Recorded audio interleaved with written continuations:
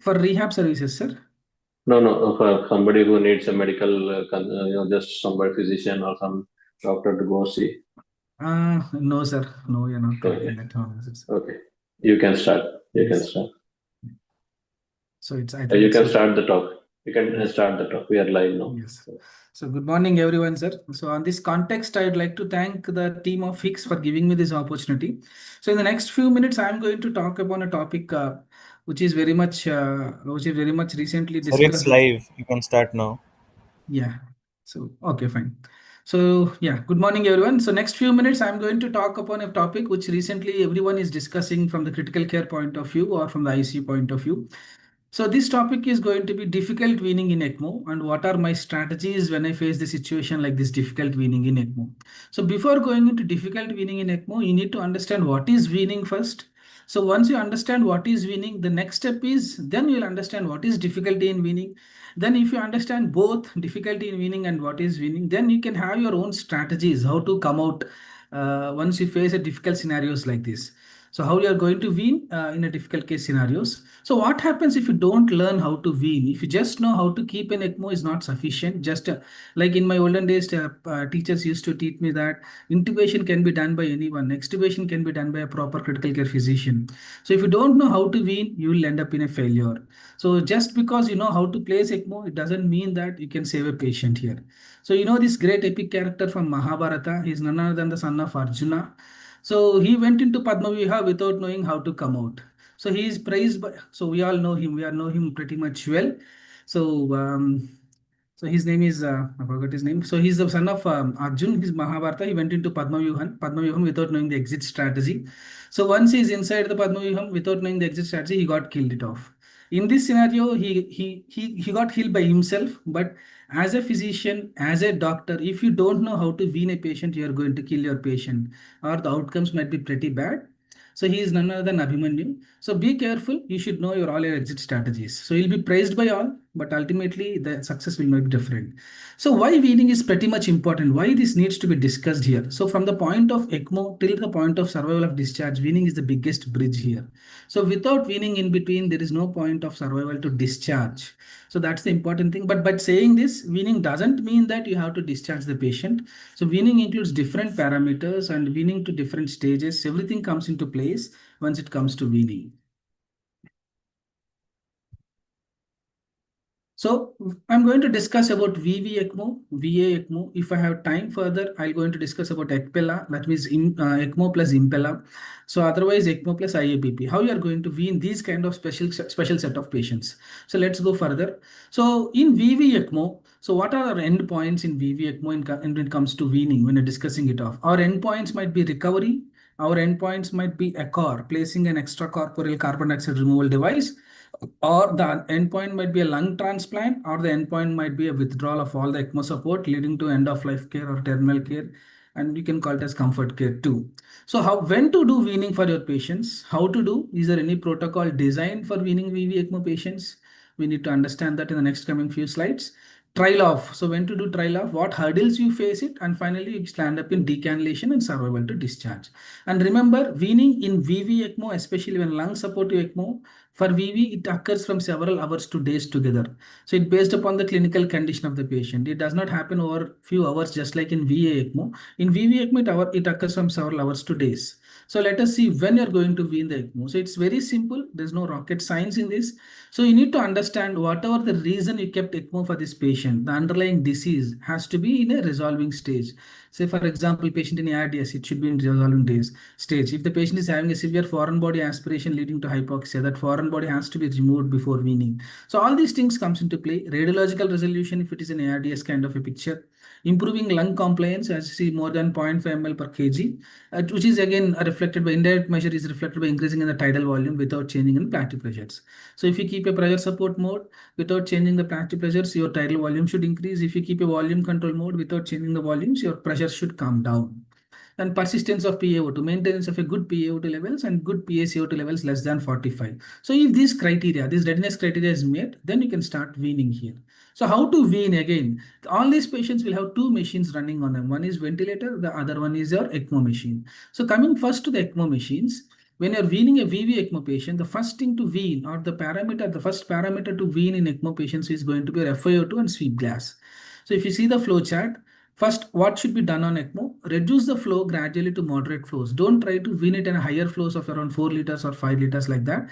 Try to come down to the moderate flows. I'm talking about the adults here, around 2.5 to 3 liters per minute. So once your flows at the moderate levels, try to wean the sweep gas gradually, and you can wean the FiO2 of the patient also, which comes from the blender. So check the ABGs whenever necessary. So if the patient is clinically stable, I don't think I have to check an ABG. If the patient is having a hypoxia, if the patient is having respiratory distress, in those scenarios, to support my evidence, we can check the ABGs also. And while wheeling this process, make sure your target ACTs are always around 160 to 180 seconds. You have to adjust the heparin accordingly. And then next thing is your hemodynamic should be optimized. Sometimes there might be a CO2 rise, which leads to hypotension and tachycardia. That should be balanced. And ultimately maintain a target negative balance before weaning off a patient from ECMO. If it is an ARDS scenario I'm talking of about, that's why you need to understand the etiology of the patient first, and then you need to understand how you're going to wean based upon the etiology. And other organ functions optimizing, especially in VV ECMO, you need to have a good functioning kidney. So without a good functioning or a compensating kidney, weaning is going to be very much difficult for you, which I'm going to discuss in the further slides also. And try to come out of the sedation and muscle relaxants as much as possible before you're trying to do weaning. There is a discrepancy in this statement. Even some centers try to wean the patient in a completely sedated and paralyzed state, taking him onto ventilator, increasing the ventilatory parameters and coming down on the ECMO parameters. So there is no actual protocol. So ELSO suggests that you have to come down on the FiO2 and you have to come down the sweep gas at a regular intervals, and then check the ABGs at regular intervals, taking in view the clinical situation of the patients. Coming to the ventilator, so another machine which is on the patient, what you're supposed to do? You are supposed to do an oxygen challenge test. And if it is positive, yes, this patient is good to weaning. You can continue the rest ventilatory settings like PEEP of 10, tidal volume of 6 ml per kg. And if you want, you can increase the tidal volume a little bit. Make sure your platelet pressures are less than 26. This number is not constantly fixed. You can keep it around 30 also. And there should not be any respiratory distress. So clinical judgment is what is much, much important here. And saturation should be targeted more than 90 here. So oxygen challenge test, how is it to be done? So while weaning any process on a patient on ECMO, this test can be done by increasing the FiO2 on ventilatory side to 100% and wait for around 15 minutes of time. Take an EBG. If the PaO2 of the patient is more than 200, that means this oxygen challenge test is positive. And don't change any other ventilator settings. And this significant increase in PaO2 says that your patient is ready to wean, that native lung function has recovered. So this is also a good prognostic marker for successful weaning also. So once all the patient criteria has been met, try to wean off further to a stage of trial off. So how we are weaning, as I said earlier, you can wean FiO2 gradually by 5% every 2 hours. The least you can go up to is 21%. Simultaneously, along with weaning FiO2, you have to wean the sweep gas flows around gradually of 0.5 liters per minute every second hourly to a minimal of around 0.5 to 1 liters. So ABG you should be taking care of, and in the ABG all parameters you know pretty much well what should be taken care, like the pH, PaCO2 and PO2 levels, targeting the saturation and maintain the hemodynamic stability. As I said, good kidney functioning or good kidney compensation is must for that, and then make sure the tissue perfusion is maintained well.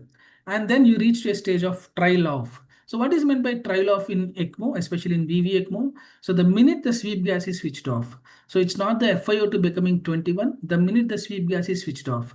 So remember, there is a small confusion always everyone faces here. If you make the FiO2 21, that means you can still give a room air, which is also helping in carbon dioxide removal. If you switch off the sweep gas, the FiO2 that is given to the circuit is zero, not even 21. It's just like a physiological stunt.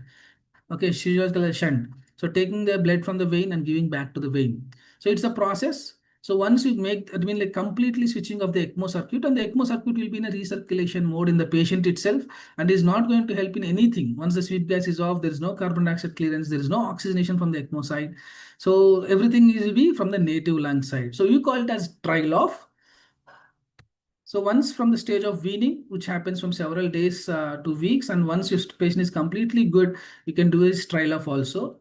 And there are some centers which are saying that you can go trial off straight away. I mean, without weaning the FiO2, without weaning the sweep gas, you can completely switch off the sweep gas. If that is the question, my answer to that question is a big no. Don't do the trial of ANS straight away, because you need to gradually customize the patients to the ventilatory settings and the ECMO settings. You cannot directly switch off the patient from ECMO or from the sweep gas, which is the main life saving measure for this kind of patients here. So remember, trial off is not straight away, should be done. So before going for weaning, and I mean, like what you see, we all do a prognostic scoring. You can call it as RESP scoring system. It is a prognostic scoring system which helps in predicting the survival of the patients. It's not about the weaning which is going to predict. It is about the survival of the patients after VV ECMO initiation. So remember this point, and the score ranges from -22 to 15, and a good prediction for survival is being given by this RESP score. Higher scores is associated with better outcomes. So it comes with various parameters: age, immunocompromised status, and it has minus values, 0, and positive values also. Acute respiratory diagnosis group, CNS dysfunctions, acute associated non-pulmonary infections. All these parameters comes under RESP scoring system. So once you are placing a patient on ECMO, this RESP score can be done at the point of initiation itself. That gives you the mortality or the survival chances at the end of your ECMO. It's not a weaning predictability score, it's a score for your survival chances. So as I said, so once the patient trial off is done, so the trial off in VV ECMO, remember, it is generally done for around 12 to 24 hours. In this trial off phase, your sweep gas will be 0, your FiO2 will be 21, you are maintaining a blood flows very minimal or moderate of around 3 to 2.5 to 3 liters. So during this trial off phase, based upon the patient clinical condition, so you can maintain the ventilatory FiO2, you can keep the PEEP at 10, or you can maintain the PEEP depending upon the patient's clinical status. So if sometimes if there is a bronchopleural fistula, so you cannot go with higher PEEPs also. If it is an ARDS, a PEEP of 10 should be fine. And tidal volume maintenance, all these things should be taken care. ABGs, as I said, as and when necessary. Maintain the good hemodynamics during this trial off phase and good urine output. If the patient is tolerating the trial off for around 24 hours with a good ABG values and good hemodynamic parameters and good clinical status, you can go ahead for decannulations here. So this is the basics of VV, ECMO, weaning, what we have discussed. So let us go into individual case scenarios. So what are the problems which we generally face in our clinical practice, and what are the strategies to either to prevent these kind of problems or either to treat this kind of problems. Let us see one by one. So it's a 38-year-old male. It's a non-COVID ARDS, which a Murray score of around 3.4. So it's a good condition for going for ECMO, good indication to go for ECMO. So this patient, we have decided to go on for ECMO. So we selected a femorojugular route of ECMO. 27 French is the femoral drainage, and 21 French is the jugular returns here. So you can see the ABG values in these patients from day 1, day 7, and day 27. This is a gradual change in the ABG values. So initially the patient is on a flow of 4.5, sweep of 5 with the FiO2 of 100. And gradually we came down by 27, flow of 3.5, sweep gas of 3. And the patient is maintaining good parameters when it comes to ABG values. So the patient is clinically is also very much stable here. The minute, I mean, like you have done this weaning from day 1 to day 27, you thought the patient is very good candidate for weaning, and then you started doing a trial off. So once the trial off is done, the patient's sweep gas has been reduced to 0 for trial off. Immediately the PaCO2 jumped from 45 to 64. But oxygenation is maintaining good, saturation is maintaining good. Other than the respiratory distress and then the nasal flare and then the air hunger, so all other hemodynamic parameters, oxygenation parameters are maintaining good for these patients. So what is should be done in this kind of patients? Already this is on day 27. This patient is only on 21% or 0% of FiO2, because already the patient trial off has been given. The minute the trial off is given, his oxygenation is not affecting. His parameters are not affecting clinical parameters. Only thing that is going to hamper is going to be a PaCO2 levels. So his PaCO2 level shoot it up with the trial off phase to 64, and there is a slight acidosis here. So what should be done in this kind of scenario? So this is the problem with the CO2 clearance, which we all face during our ECMO runs, because as we all know, ARDS is a scenario wherein the CO2 clearance happens in the last. So your PF ratios improves, your oxygenation improves, your chest X-ray clearance comes, but the carbon dioxide clearance is the last one to get improved when it comes to severe ARDS. So what should be our plan and what are our options? He's already on day 27 of ECMO. He is having some amounts of fevers for these patients. This patient is day 27 with severe critical illness neuromyopathy. So you have a fight with the primary saying that continuing the ECMO and then decannulating this patient. So how we are going to wean it off? So what is our next plan of action and what are the options we have? So we have only two options left here. wait and watch, or you can go ahead and try these decannulations here. So if you wait and watch for this kind of scenarios of patients, as the patient is throwing fevers, carbon dioxide is still an issue, and you all know the hypercatabolic stage, your carbon dioxide again shoots up. That might hamper your acidosis and I mean like the flare again. The patient might go back to AIDs again, leading to septic flare. Again, that septic flare leads to oxygen consumption high, and then the oxygen requirement shoots up. The patient might land up in catastrophes. The other option is to decannulate, but decannulation, if the patient throws any flare, the kidney compensation is not adequate, he might land up again into type 2 respiratory failure. You might land up in again recannulating these patients. So this is the most common problem which we generally face. All the parameters improve, only the carbon dioxide clearance is not going to improve. So what is my strategy in these kind of patients where CO2 clearance is the toughest part to achieve? The first weaning strategy, as I said earlier, it might be an extracorporeal carbon dioxide removal. So what you can see in the figure is a classical Ecor circuit. So this Ecor circuit is called as pumpless Ecor or pumpless extracorporeal circuit, wherein you can also call it as AV core. That means it drains from the artery, it gives back the blood to the vein and passes through an oxygenator here. Because it is draining from the artery, there is no need of an extracorporeal pump. The native blood pump, that is the heart, the native heart functioning should be sufficient to place this Ecor. That's a prerequisite. If the patient's heart is not functioning well, you cannot achieve flows into this Ecor circuit. So that is one first hindrance. The second hindrance is again the cost of this circuit. It's going to be way too costly for my patient if I am going to wean this patient from VV ECMO to Ecor.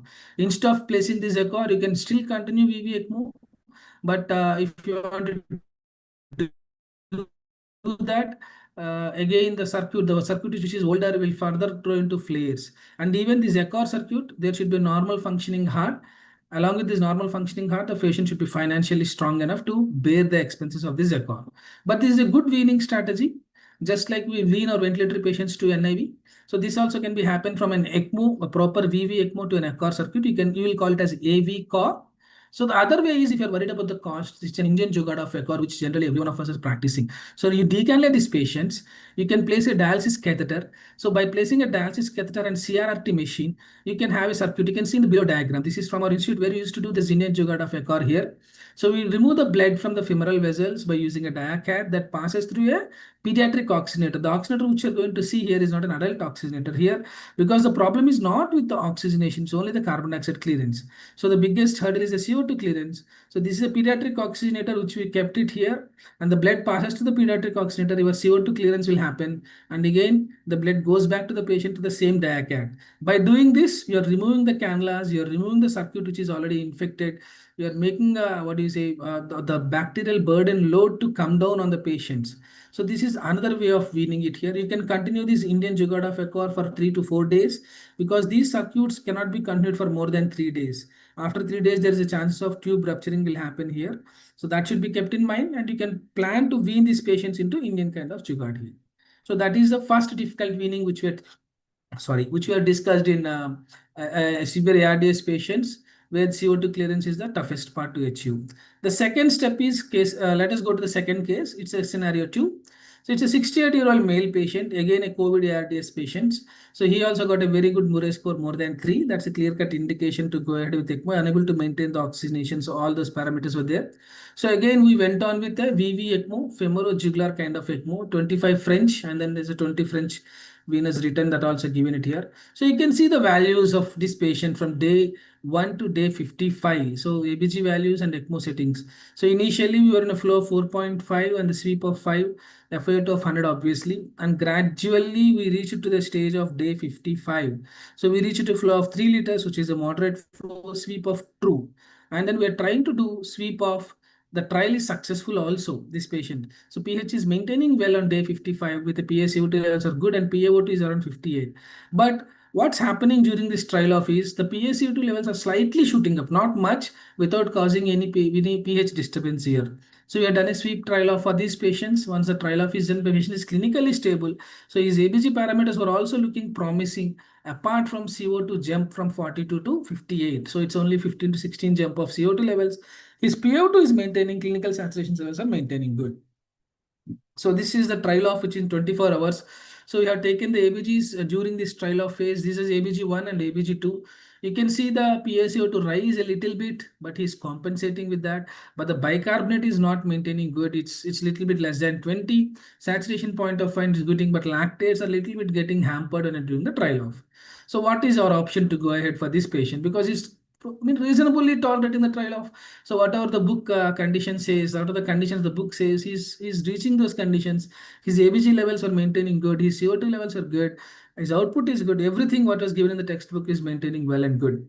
So these patients, most commonly all of us will go ahead and do a decannulation. So we also did the same thing.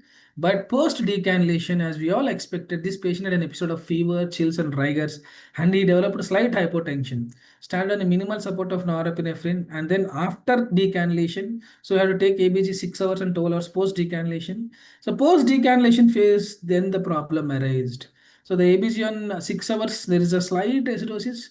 So we thought it's a metabolic acidosis. Correction in the metabolic acidosis is going to be fine.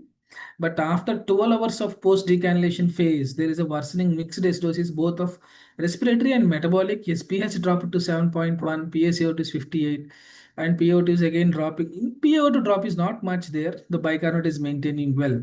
So, what should be our next plan of action for these kind of patients here? The patient tolerated everything well. There is no type 2 failure during that sweep of trial of phase, and then you decannulated this patient post decannulation.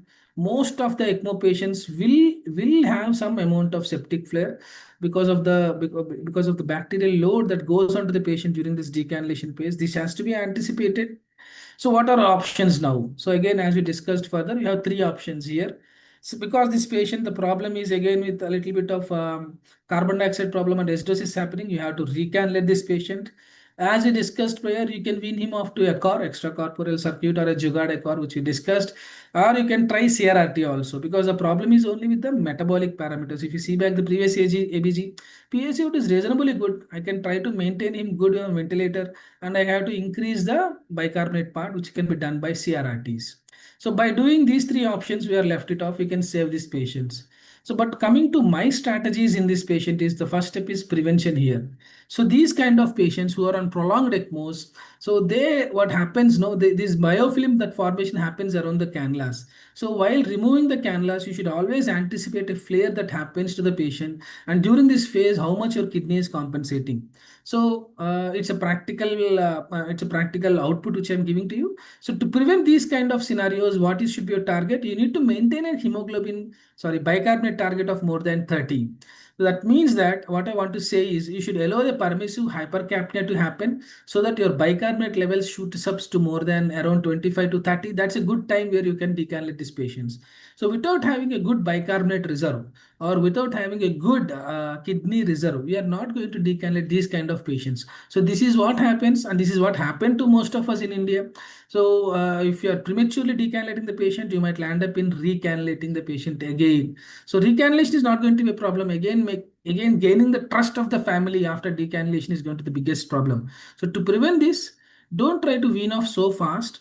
Try to maintain the bicarbonate levels more than 30. To do that, you can switch off the sweep gas, allow the carbon dioxide levels in the body to build up to 50 to 60. You call it as permissive hypercapnia. So once that happens, the body tries to retain the bicarbonate. So that retaining of bicarbonate will help as a reserve for you after decannulation also. So make sure you maintain the good urine output. Initially, as I said, kidney should be functioning normal. You need to maintain a little bit negative balance during this decannulation phase, and preferably metabolic alkalosis is not advisable.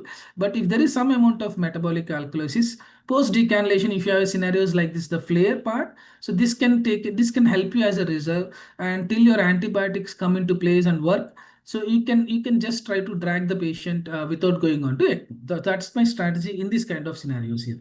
So let's go to case 3. So this is a 66-year-old female who is morbidly obese. Her BMI is almost more than 40. So he had a severe COVID ARDS, ventilated for almost 7 days and is not recovering. So the plan is to go for VV ECMO. Again, as discussed, we went on with a femoral kind of VV ECMO. 23 French femoral and then 17 French femoral return has been started. But it's not a jugulo femoral, it's a femoral kind of a VV ECMO here. And we kept this patient on ECMO for almost 45 days. but still the patient is not recovering at all, and we are unable to come down on the ecmo flows. We are unable to wean ecmo at any part. So it is going to be almost 55 days. The patient is still on ecmo. Family is getting a little bit frustrated. So what are our options now in this kind of a prolonged ecmo scenarios? So, so we counsel the family that the lungs are not recovering, but the family doesn't want to lose hope. They want to continue everything. So whatever happens, let us see, sir. So don't do anything like that, because it's 55 days. We went up and then counsel the family. So we did a workup for transplant because family is not willing to lose the hope. So simultaneously workup for transplant has been begun. So we involved HLT team. But HLT team denied transplant because she is already on a prolonged ECMO more than 55 days. She had a severe critical illness neuromyopathy. So most of us has faced this scenario. So this patient is on 55 days, already sedated and paralyzed for maximum duration of time. So she has got severe CINM. And even the organ for a blood group is getting delayed. So there is a delay from heart lung transplant team. And then the team, even the organ comes that denying the transplant for these patients. So saying that the outcomes for the transplant in a patient with critical illness neuromyopathy is going to be very much poor here. So what are my strategies again? So in these patients where the transplant is getting delayed or transplant is being rejected, and if it is going to be prolonged ECMO, yes, you can try proning. There's a lot of discussion happening in the ECMO faculties whether to prone a patient on ECMO or not, because you have already done proning prior to ECMO, and if your proning fails on ventilator, then you went on for ECMO. And now on ECMO, why do you want to prone the patient is the question that is arising. So there's a lot of studies and randomized control trials going on. So forget about the evidence for a particular period of time. What should be done in this patient? Let us think it off. Yeah, I agree that the evidence part is little bit gray zone here. So some studies come out and say proning is good, but some studies are saying proning is not good, and comes to outcome benefits, proning is not going to help in the mortality benefit. So, but for this patient, because there is no other options for me, I tried proning. And believe me, guys, proning is pretty much safe here. So this is how we prone our patients in our setup. We call it as sandwich technique and then log rollover technique. So we sandwich the patient between these two bed sheets. So once the patient is sandwiched between the two bed sheets, make sure the cannulas are exposed on both sides, and make sure one person is taking care of ECMO flows on the ECMO machine. So shift the patient to one side, try to log roll him. So you are trying to tilt the patient towards one end and make sure everything, the circuits, the cannulas, the flows, the RPM and everything is maintained. So the flows might be disturbance here, the cannulas might kink during this process, but you have a good team leader, this can be easily done. You can see it here. Proning is done hardly in a matter of within 1 minute of time with a proper team collaboration. And also make sure the circuit has got a sufficient length here, because you're shifting the patient to one end of the table and proning, you might require a little bit more lengthier circuits. So we have did it this patient, the proning for after 55 days, because there is no lung recovery happening for these patients. So once this is called as sandwiching and log rolling, pretty easy technique. Everyone can adopt this technique. And after proning, again, make sure all the ECMO parameters were set, and make sure no cannula is getting kinked or blocked or something like that. So this patient, we did proning for almost 8 sessions. The chest X-ray improved. Luckily, it's almost after 8 sections of proning continuously, we did it. I mean, every day we used to did it, and we are patient to able to decannulate after I mean, like the 45 days. So we are able to decannulate this patient on day 48 here. And patient, we are able to discharge this patient to home. So forget about the evidence as of now, but coming to the strategies, what you're supposed to do, yes, proning might help in some set of patients. There are studies saying that whenever there is a compliance gain, so whenever there is a compliance gain pre-proning on ECMO, so they have done using an electrical impedance tomography. They have measured the dorsal zones and ventral zones, the perfusion of all the zones and lungs. So they came out to a conclusion saying that in patients, whoever there is a partial compliance gain, so they fixed the driving pressure and they did a recruitment maneuver. If the compliance gain is more than 3, they used to take it as compliance gain positive. So other than that, the compliance gain is negative. So in patients with compliance gain which is positive, proning helps to improve in 3 major parameters. One is pH, the other one is PF ratios, the third one is a CO2 part. The PF ratios improve is not because of oxygenation, that's because of right ventricular unloading that happens in proning also. So that's the reason why your PF ratios improve. But coming to the ultimate mortality benefit, it's still questionable, and even there is no mortality benefit which is evident from the trials. So let's go into case 4. It's a 47-year-old male, diabetic, hypertension, interstitial lung disease. There is an acute exacerbation of ILD. So when you are unable to maintain this patient on ventilator, so we went and initiated this patient on ECMO. Because this patient is a borderline patient, we again went for a femorofemoral configuration, 25 and 21, which we chose it off. So all went good. Patient is doing good and able to mobilize this patient because ILD patient doesn't require much ECMO support. They just need the carbon dioxide clearance, and their body is accustomed for the low oxygenation levels. So we're able to mobilize these patients. So during the whole process, that workup for transplant has begun. So before we thought of we can decannulate this patient, his ILD flare-up has been settled down with all those things. This patient developed again RV dysfunction, and he is a prior a patient of severe ILDs. There is a dilated pulmonary arteries, pulmonary artery hypertension is there. So this patient now landed up in severe RV dysfunction, which is evident from the echo. So now we landed up in a situation where we are unable to decannulate this patient, so we have to do only transplant. So if the organ is readily available, that's fine. But what if the organ is not available? So what are your strategies in this kind of patients, especially if the patient is on a femoral VV ECMO? What should be my weaning strategies in this kind of patients? So as we know, the problem again here is we are going ECMO for an interstitial lung disease patients. So don't wait till the patient goes and lands up in weaning failure. You register in them for early for transplant. So the exit pathway for this patient going to be only combined heart and lung transplant for this patient. That should be explained to the family prior. So if there is no exit pathway which is nearly visible in the coming few days, you can try these medications like inhalational nitric oxide. You can do pulmonary vasodilators, even the proning. So proning will also help to decrease your RV afterload here. So that's the process of that's the main reason we do proning in this kind of RV dysfunction patients. And the ultimate thing which you can do is converting this patient from VV to VA ECMO. So you can go with lower flows because VA ECMO predominantly decreases the afterload of the right ventricle here. Or the another strategy is VPA ECMO. So you can go from you can use this Protect Duo cannula, which is a double lumen cannula, lengthier than the classical double lumen cannulas that goes from your artery, this like a pulmonary artery. So it goes from IVC, goes into the RA, bypasses your RV, and then sits into the pulmonary artery. So what it does, it bypasses the RV. It acts like an RVAD, simple RVAD with an ECMO machine. That's it. It sucks from the RA and then gives the blood. Okay. So it gives the blood into the pulmonary artery. So that's what it's going to do it off here. So it's called as a Protect Dio cannula. You can study on that. So other cannulas which you can use in these other scenarios which you can use is Impella RP. It's not like a routine Impella. RP is called right-sided Impella. So wherein again it sucks from the RA, it gives back the blood into the pulmonary arteries. So wherein it bypasses the RVAD, improves the oxygenation part. So in a way, before the transplant happens, you can try all these methods. So before going on to the transplant. So these are the various difficult case scenarios which we generally face in VV ECMO.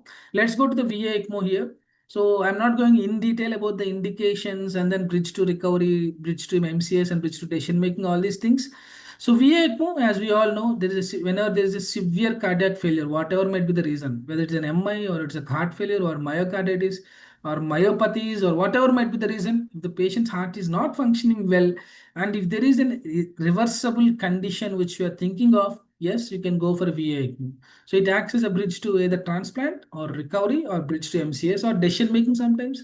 So if you don't know what to do, you can place VA ECMO first, save the life, and they can sit with the family and discuss what should be done. So let us see weaning in VA ECMO. So VA ECMO instead it should be considered as soon as the patient's recovery from the heart happens. Because VA ECMO is not physiological flows, it's a non-physiological flow wherein the flow happens against the heart. So it's a non-physiological flow. So you need to wean these patients as soon as possible as the patient's physiological flow starts, as soon as the patient's heart recovers. So the idea of keeping VA ECMO in any patient is to maintain the perfusion, try to support the heart, and try to support the other organs. Once the heart starts recovering, you have to wean off the flows. So once the patient is requiring minimal vasoactive supports and be able to maintain a pulse pressure of more than 10, MAP of more than 65, and then a mixed venous and central venous oxygen saturation more than 30, then along with the echo parameter suggesting EF has increased to more than 25, there is no new onset of RWMAs, there is no new onset of regurgitations from the valves, and if the velocity time integral of aortic wall more than 10, TDSC of mitral valve more than 6, you can start weaning these patients from VA ECMO here. So before weaning, what should be optimized? Your inotropic score or the inotropic requirement should be optimized. LV venting. So make sure every patient on VA ECMO, LV is not getting distended, which is easily measured by the peak airway pressures.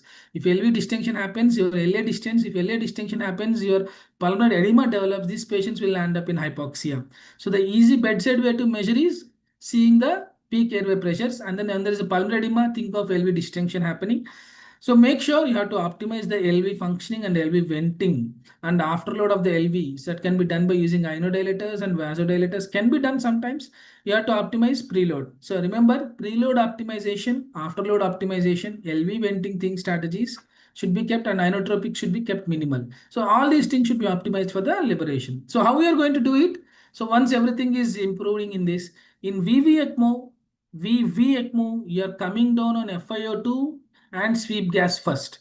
In VA ECMOs, you should come down on the blood flows first, because it's the blood flow that is supporting the patient here. So you have to wean down the blood flows gradually around 10 ml per kg per hour. So once you have done this blood flows weaning gradually, try to maintain the hemodynamic parameters. Make sure the cardiac assessment is done by echo, bedside echo, by all these parameters: ejection fraction, VTA of aortic valve, TDSA for the left side of the heart or the mitral valve, and three-dimensional image of your right ventricular failures, and TAPS. Everything should be assessed during this weaning failure and weaning process. So once the patient is good for weaning, then you can continue further. So as I said, wean the flows first in VA ECMO gradually at 10 ml per kg per hour till a flow called as ideal flow. So ideal flow is a flow in which the minimum flow should be kept for maintaining the perfusion of the patient. That is 20 ml per kg is ideal flow. Based upon, for an adult, an ideal flow to achieve, it will be around 2 liters for a 60 kgs ideal flow patients, 1.5 to 2 liters. So at every step, try to evaluate the patient by echo, by perfusion, by hemodynamics. So if everything is good with an ABG parameters improving, then you can attempt a trial off. Trial off in VA ECMO is little bit different from VV ECMO. In VA ECMO, trial off can be done by several ways. The most common way is incorporating a bridge into the circuit. So you can see the this VA ECMO patient here, where we incorporate the bridge here. So we kept a clamp on the bridge. You can see that. So why you are going to keep this clamp on the bridge? Just to assess the cardiac functioning when the patient is off ECMO, you need to keep a bridge between the venous and arterial limbs. So you can see here, there is a clamp here and there is a venous limb that is draining, that is arterial return. So you keep a bridge between these two. Once the bridge between these two is kept, you can clamp it. So once the bridge is clamped, this patient is on a VA ECMO. So after that, you remove the clamp, clamp the venous and arterial lines, the patient ECMO circuit will be in recirculation. Because you're reaching to very much low flows, the chances of clotting will be high. That's the reason why you have to do this process frequently. So the minute you reach the ideal flows, that is 20 ml per kg body weight of the flows, you call it as trial off in VA ECMO. So the minute you reach the trial off, in VA ECMO, the trial off is of pretty much short duration. It's around only 4 to 6 hours of time. And after the trial off is good, you can good for decannulation. So this is the normal VA ECMO circuit, is figure A. Blood goes from vein to the artery. In the second part, the bridge is incorporated, as I said, between the vein and the artery here. So clamping the bridge and unclamping the bridge, you can maintain the circuit separately, you can maintain the patient separately, and during this phase you can see what is happening to the patient. There is a newer circuit that is coming called as pump controlled retrograde trial off. So wherein the pump acts in a reverse way. Instead of draining from the vein and giving back to the artery, which is evident from figure A, in this figure the draining happens from the artery and gives back to the vein. So no need to incorporate any bridge or touch the circuit, just change the pump direction. So what happens? The flow will be reversed in these patients. So right till now it is a VA ECMO. Now it becomes a AV car or AV ECMO here. So no need of bridge in this kind of scenarios. Sometimes if oxygenation is an issue, you can wean off this patient to VAV. That's a hybrid modality of ECMO, which is beyond our scope as of now. So trial off, as I said, is attempted for short duration, 4 to 5 hours. During this time, you have to monitor all the things, hemodynamic parameters, all the ventilator parameters, everything should be optimized. So once the trial off is performed either by bridge or PCRTO circuit if it is available. So once the trial off is performed, make sure you try to flush the cannulas every 10 minutes, because during this trial off you're clamping everywhere. There is a chances of clot formation is very much high. Try to flush the cannulas. If the patient tolerates well, then you can plan for decannulations. So if there is any problem during this trial off phase, or there is a failure of trial off, go back to the ECMO with the previous flows, and go back and I mean, like, you should not do a repeat trial of within 24 hours. So take 24 hours of time, go back and analyze what went wrong, what should be optimized further, whether it is a cardiac function to be optimized further, or the perfusion, or the acidosis. So what should be optimized further? Come back and do a trial of after 24 hours.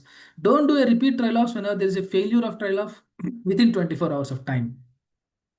As we all know, so the other way of exiting strategy for VA ECMO is like either a mechanical circulatory device like LVADs or BiVADs or RVADs, or you can use LV venting strategies like IABPs or inotropic, I mean, like inodilator, something like that. So that is one of the exiting strategy. So that's how you do weaning in case of VA ECMO. Let us see different case scenarios in VA ECMO also. So this patient is a 19-year-old girl, young girl. So she presented to us with a multi-drug overdose of beta blockers and calcium channel blockers, around 50 tablets of each. So they had done an immediate resuscitation in ER, kept him on ventilator, refractory hypotension persisting, a NORAD of almost double strength NORAD 28 ml per hour going, vasopressin 2 ml per hour going. Still her BP is maintaining only around 60 by almost 25 millimeters of mercury. So the patient was immediately shifted to ICU. We all know these beta blockers can be removed from by hemoperfusion. So as the patient presented to us within early much phase of time, within 10 hours of injection, so we started the patient on hemoperfusion. But still, in spite of hemoperfusion, there is another drug which is also there, calcium channel blockers, which cannot be removed by hemoperfusion. The refractory hypotension persisted, and the patient went up to bradycardia, and then the cardiologist was involved. So they started an intravenous temporary pacemaker into the right ventricle. So even after pacing, it is going to function the heart, but again, because of severe vasoplesic shock, this patient's BP is not improving here. So the cardiologist wants to go ahead with IABP, but the intensivist. So we as a critical care physicians, we want to go ahead with ECMO. So what should be your option? Just think it of whether IABP or ECMO here. So in this kind of set of patients, the cardiac output is pretty much less. IABP is not going to help your cardiac output more than the iota volume, that is hardly 500 to 600 ml. So there is a classical indication for going to VA ECMO here. Her vasoactive infusion score or inotropic score is more than 100. Lactates are more than 20 millimoles, still persisting, not getting cleared off. So we went on with an ECMO, femoral kind of a VA ECMO. 21 French is venous drainage, 17 is the arterial return, and 8 French is the distal perfusion. So once the patient is on ECMO, we can came off all the vasopressors to a minimal level as soon as the patient is on ECMO. And if you can see post ECMO initiation within 24 hours, her lactates improved, her perfusion improved a pretty much lot here. So we did the ECMO run for 3 days. Patient improved well. Echo showed improvement as well, as much as well with all the parameters which we discussed. And day 4, we decannulated the patient with a minimal NORAD support to 4 ml per hour with a good hemodynamics, good urine output, and everything happened. But on day 5, the patient deteriorated in terms of again hypotension that is happening setting in. We don't know what is happening. The hemodynamics getting worsened, severe hypotension settled in again, and the patient went into severe vasopressic shock again for this kind of patient. So what do you think what happened to this patient? In spite of everything done well as per the textbooks which was given, the weaning process done well, the trial of done well, the decannulation went on well, but again one day after that the patient went into severe hypotension, and the patient deteriorated pretty much with a worsening hemodynamics and hypotension. So any wild guess what happened to this patient? So I'll tell you what happened to this patient. So, but the options for this patient to come out is again either IABP or recannulation. So as the shock is worsening, again IABP is the less option here. So we have to recannulate this patient, go ahead and do a re-ECMO for this patient here. So we are ultimately able to decannulate the patient and send her home. But again, the problem again here is we have to kept VA ECMO twice. And then the second ECMO run went on for 2 days, but again 2 days she improved pretty much well. We were able to decannulate here. So what's the problem happened? If someone can think, you can think in your mind. And my strategy in this scenario is again the prevention. So how to prevent it? Because it is a poisoning case and it's a drug overdose case, we never waited for till the last for the drug to be eliminated from the body completely. That means that for any poisoning, remember that you need to wait for at least 5 T halves. Okay, before removing cannulas or before removing any life supportive measures. If you have an option of therapeutic drug monitoring, which happens in the West, that's another story. But in an Indian setup, this therapeutic drug monitoring does not happen. You cannot measure the levels of drug in the body. So in those situations, safe side is maintain the ECMO for at least 5 T halves. Just because your patient has improved, don't try to decannulate these patients. So all your calcium channel blockers are highly lipid soluble. So they might go into lipid redistribution that happens after the blood concentration comes down. So in those scenarios, there might be what is this redistribution that happens again. The patient might go bad again on day 3 or day 4. So before that, don't try to remove any life supportive measures is the preventive strategy here. So otherwise, that's the main problem here. Redistribution happens and you'll end up in a complication. So you need to understand what is the type of the drug, what is the T half of the drug. So what should be the elimination T half again, and how many elimination T halves you need to maintain. At least 5 elimination T halves is what the literature says, and you should understand the lipid solubility also. The more lipid soluble the drug, the more redistribution. You should wait for prolonged durations of time. So don't forget this basic pharmacokinetic principle before going to removing any mechanical life support device. So that's the one more take home point from that case. Let's go into case 2 here. So there is a 40-year-old female patient, severe viral myocarditis, and this patient is recovering from everything but the viral myocarditis set in, and hypotension requiring triple vasopressor support. Again, the score is more than 100. So the same thing, we initiated a VA ECMO, it's an elective VA ECMO, femoral route. So ECMO continued for 6 days. The patient's heart has been improved initially, and then gradually we're trying to wean this patient from VA ECMO, but this patient developed severe hypoxia. So what is happening this patient right now? So because this patient is on prolonged ventilatory support and severe viral myocarditis is there, this patient developed secondary pneumonias, CAPS. So this patient developed severe VAPS here. And another thing is North-South syndrome, because if there is a hypoxia that's happening in VA ECMO, should always think of a North-South syndrome or an oxygenator failure or oxygenator disconnection here. So, but prerequisites for this to happen is two things. Remember in mind, North-South syndrome will not happen if there is no improvement in heart and if there is no worsening of the lungs. So these are the two basic prerequisites for the North-South syndrome to happen. If your heart has not improved, there is no problem with the North-South. There is no incidence of North-South syndrome. Everything will be taken care from the ECMO side. The ECMO is going to give you the circulation from the femorals to the aorta to the whole body. And if the lung has not worsened, the native circulation is also equally oxygenated well. That can be done here. So my strategies in this particular patients wherein VA ECMO has been initiated, her lungs or patient lungs deteriorates. So what is our strategy now? So we'll do all medical management like increasing the FiO2 on the venti part, increasing the PEEP on the venti part, try to ventilate the patient more from the, try to oxygenate the patient more from the ventilator side. If nothing is working, then my strategy in this kind of patients to wean is try to come down on VA ECMOs. You can convert it to VV and then wean off. Otherwise, if you're not very sure, because in this patient is a viral myocarditis, I'm not very sure the patient tolerates it or not, and there is a hypoxia settling in. So it's always better to convert VA ECMO initially to VAV ECMO. That means venous drainage and return into artery and vein both. It's a hybrid modality of ECMO. And then wean VA ECMO first. As we all know, heart recovers first, and then VV ECMO, convert it into VV ECMO and then wean. That is one strategy. Or if you're pretty much confident, or if you're an intensivist who has very much guts for you, so directly you can go from VA ECMO to VV ECMO conversion, place a jugular returns again, venous drainage will be staying the same, and remove the arterial cannula, convert the VA to VV, and wean VV as per the previous protocol. These are the various strategies you have to wean. So whenever you encounter a North-South syndrome or whenever you encounter a patient on VA ECMO severely developing lung dysfunctions. So that is case scenario 2. Now let us go to the case scenario 3. So this patient is a 66-year-old male. This is a case of post-op TKR.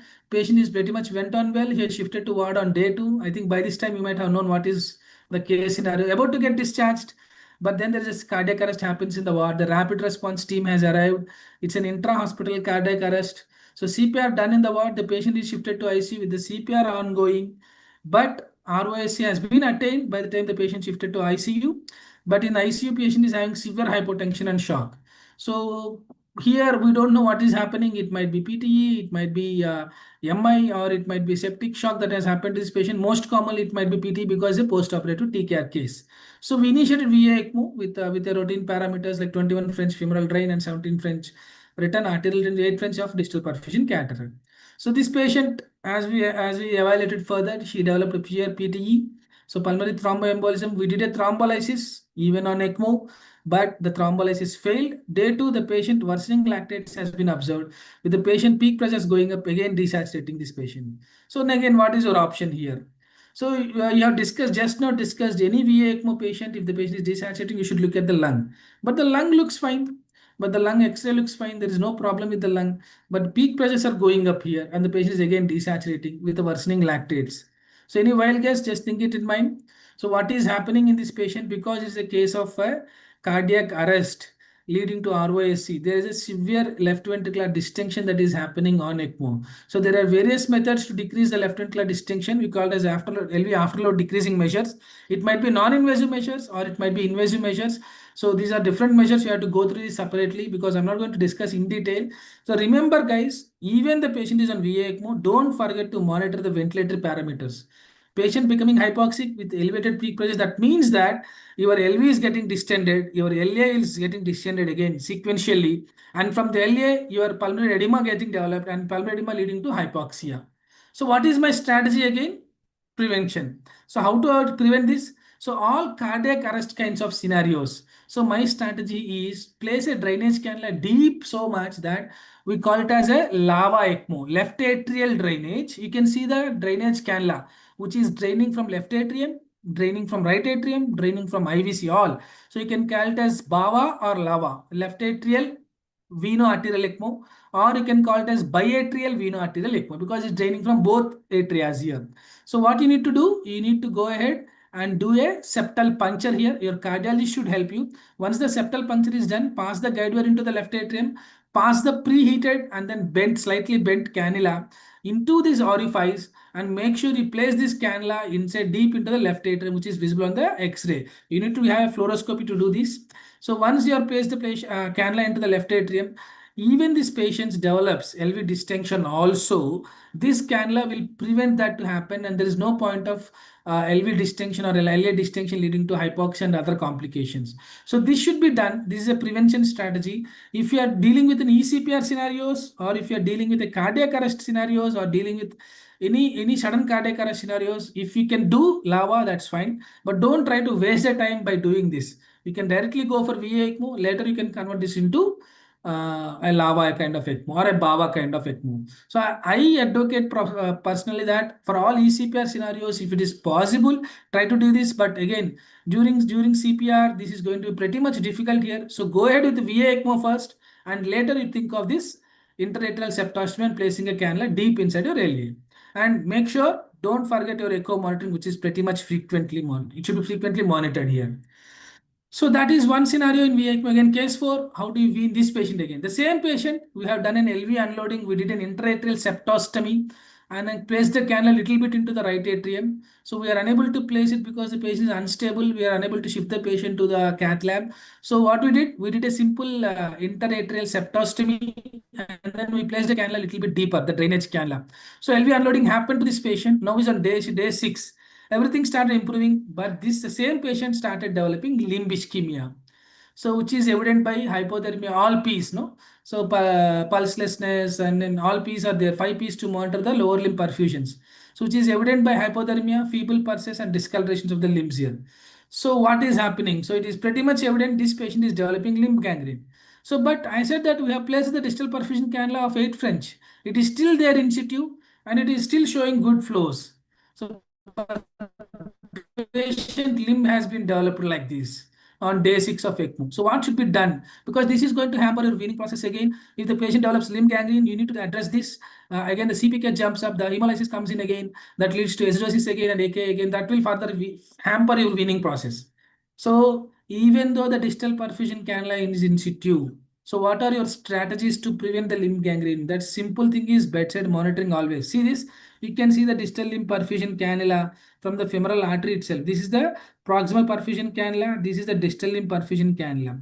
But the problem is there is the biggest amount of size drop that happened from a 17 French written cannula to 8 French distal perfusion cannula. There is a significant amount of size drop. This size drop leads to a flow drop. Even though your 8 French distal perfusion cannula is there, the flow might not be always happening here inside this small limb here. So make sure what should be done. My strategy again is to monitor the NIRS. So you can apply the near infrared spectroscopy to the both lower limbs. So whenever there is an oxygenation issues happening, immediately the nurse will give an alarm. If there is more than 20% discrepancy in the both limbs, that means that your arterial limb is getting hyperperfused. This might lead to distal limb gangrene, and you can you can act accordingly. So though the distal limb perfusion is present, that is not a comfort factor for you. We need to monitor the NIRS for both the lower limbs. Apart from monitoring NIRS also, whenever you're going for rounds, make sure you flush the distal perfusion cannula always. So it's a good practice to flush the distal perfusion cannula. Once you flush the cannula with the saline, then you'll understand whether the blood flow is actually happening in it or not. Sometimes the cannula might be clotted, so there is a color change which you can see it here from the external side, but the flow is not happening internally. So to prevent this complication in a VA ECMO, one is continuous monitoring, second one is NIRS monitor, third one is continuous, I mean like frequent flushing of your distal perfusion cannula should be done here. So that is done. So let us go to the another thing. So this let us go to the another completely. VV ECMOs were done. VA ECMOs were done. So next thing is your ECPELAs here. So ECPELA is nothing but VA ECMO plus IMPELAS. So IMPELAS, as we all know, this percutaneously placed LVAD that goes from femoral vessels into the aorta, bypasses it and sits into your LV, sucks from the LV, gives the blood back into the aorta. So that's how the impeller works. Initially, it started with 2.5 liters of cardiac flow, and now the improved impellers came with 5 to 5.5 liters of cardiac flow. If you see this graph here, a plain VA ECMO is only for hemodynamic stabilization. ECPELA is for LV unloading, and it also reduced mortality because there are no complications of afterload here. If you go with ECPELA higher flows, 5 liters of flows, LV unload happens here. Inotropic therapy comes down pretty much. Earlier de-escalation happens from VA ECMO. So if your patient is on ECMO plus Impella, so if you are going for an ECPR kind of a scenario, LV distinction that happens. So in those scenarios, you can go with ECPella here. So when the patient is on ECMELA, like ECMO plus Impella, which one to be weaned first? ECMO should be weaned first or Impella should be weaned first? That is the main question that comes. So before answering that question, you have to understand the left ventricular pressure and volume graph here. So if you see the graph, the dotted one is a native LV functioning here. IABP is shifting the graph towards the left. Even the impella is shifting it to the left. Total impella is shifting further left. That means for the minimum amount of pressure, the volume is maintaining good. That means the afterload is happening pretty much good with IABP, impella and total impellers. But VA ECMO, the graph is shifting towards the right. That means it is acting afterload here. So which is a non-physiological circulation, VA ECMO, whereas impella is a physiological circulation here.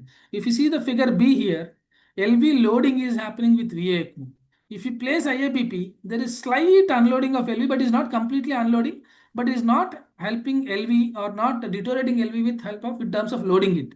So VA ECMO plus IABP comes in between LV unloading and loading. If you go with VA ECMO plus impella, so if you see, no, plain IABP is again LV unloading, impella LV unloading. So the graph goes on further. So LV unloading is happening with all physiological devices like impella. So when the patient is on ECMO plus impella, the first thing to wean off is the non-physiological flows. ECMO should be first to be weaned off. After weaning the ECMO, you should go ahead with the impellas. So ECMO plus IABP, most common scenario which we generally see because cardiologist first initially place IABP and then after placing IABP, they said, sir, it is not supporting, let us go with ECMO. So in those scenarios also the same concept. IABP is trying to unload the left ventricle a little bit at least. So in those scenarios also try to wean off the ECMO first if the heart shows recovery. So by listening all to this talk, you might be thinking in VA ECMOs and then even in ECMOs, what should be the decision maker? Whether vasopressors has to be increased, inotropes has to be increased to place IABP because everyone comes with every device comes with pros and cons. Some increase the contractility, some decrease the contractility, some increase your total peripheral resistance, some decrease it off. So you might be having a lot of doubts on this, which device to be selected. So if you have a specific doubt on this, so this is a simple flowchart I advocate. So as we all know, the pulmonary artery catheter, the yellow snake, which is previously extinct from the critical care practice, now again it is coming back. So by placing a simple pulmonary artery catheter, even before ECMO or after ECMO, you can decide what kind of mechanical circulatory device my patient requires. If you are doing this before ECMO, you can decide upon what kind of MCS the patient requires. If you are doing this after ECMO, you can decide how is your weaning strategy. So what does it is going to give us here? So this is from Cardiological Society of India. the flow diagram. So if you see, you measure the patient is in cardiac shock. After that, you measure the cardiac power output. So if the cardiac power output is good, you can continue inotropes and vasopressors. Okay. If there is only requirement of more than two inotropes or vasopressors, then you can go for mechanical circulation. If the cardiac power output is good, that means your left ventricle is doing good. Next step is pulmonary occlusion pressures. If the pulmonary occlusion pressures are pretty much less, then you need to go ahead with and see your pulmonary artery pressure index, power index, again PAPI, like cardiac power index. You can go ahead and see pulmonary artery pulsatility index. If pulmonary artery pulsatility index is also low with the pulmonary occlusion pressure low, that means it is RV dominant failure. So in the RV dominant failure, if the reason is hypoxia, then you need a mechanical circulatory device with oxygenator. If the reason is not hypoxia, then you simply need an RVAD or a VA ECMO here. Okay, and if the PAPI is maintaining good, if it is only pulmonary occlusion pressure that is less, look for other causes of shock here. There is no need of mechanical circulatory devices. So next step is again pulmonary occlusion pressure more than 15 with a PAPI less than 0.9. That means it's a biventricular failure. Again, next step is to see hypoxia. If it is a biventricular failure, as I said, it's a BIVAD, or you can go because hypoxia is there, you can go with VAV modality of ECMO here. And if it's a biventricular failure without hypoxia, you can try BIVADs.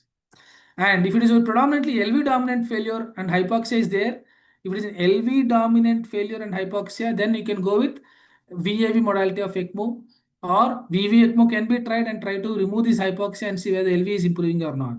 And if it's LV dominant failure without hypoxia, simple VA ECMO or LVADs can be done. So this is a simple graph. If you want any doubts on how to select this, and even after placing ECMO, you can use this graph for weaning also.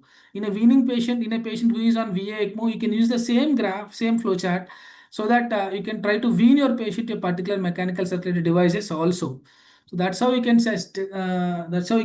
do these weaning strategies also. So while planning your strategies, there might be much things here.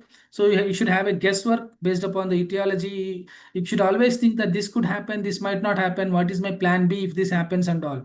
So when it comes to ECMO, it's not like you treat when the complications comes. You need to have a strategy in the back of mind. If this happens, what is my strategy next? If this happens, what is my strategy next? Whether it might happening less than 5% chances are there, still you need to have a strategy prior going on to ECMO here. That comes with experience. Yes, you need to follow all the guidelines, but still experienced teachers will tell you how to wean a patient safely from ECMO here. So we can wean, but the safe outcomes up should be guaranteed to all the patients. Thank you so much, guys, for your kind understanding and listening. So I'd like to stop it here. Thank you, Rakesh. Sir.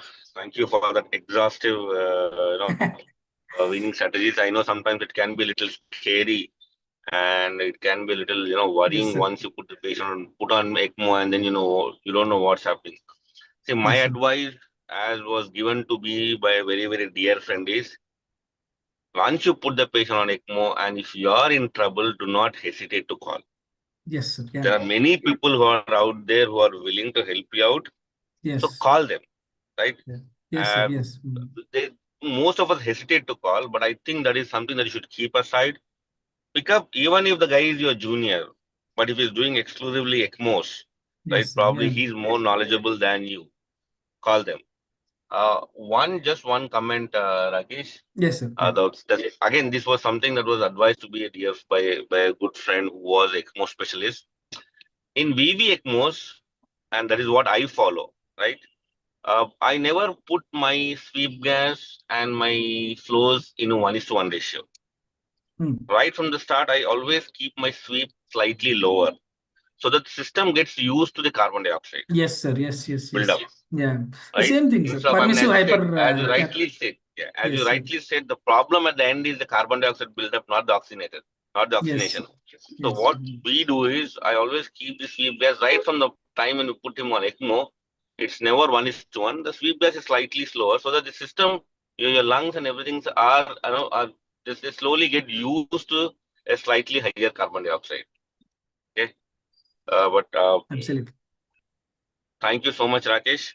I'm sure this recording will be a big resource for a lot of people who are doing their ECMO fellowships. Thank you very much, Rakesh. Thank you, sir. Thank you so much for the opportunity here.